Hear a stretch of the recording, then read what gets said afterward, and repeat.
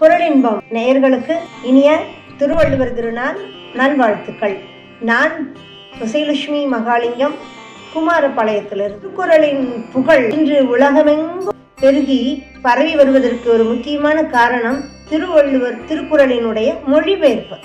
எப்படி இருக்க வேண்டும் என்பது முதல் யாசகர் எப்படி இருக்க வேண்டும் என்பது வரை அனைத்து அறக்கருத்துக்களையும் கொண்ட ஒரு உன்னத நூலாக விளங்குகிறது திருக்குறள். திருக்குறளில் ஒரு இனத்தையோ ஒரு மதத்தையோ குறிப்பிடாமல் இருப்பதுதான் அது உலக பொதுமறை என்னும் சிறப்புக்கு எடுத்துச் சொல்வதற்கு உண்டான ஒரு தகுதியாக இருக்கிறது. இன்று முதல் இன்று வரை திருக்குறள் பல்வேறு மொழிகளில் மொழிபெயர்க்கப்பட்டு வருகின்றது.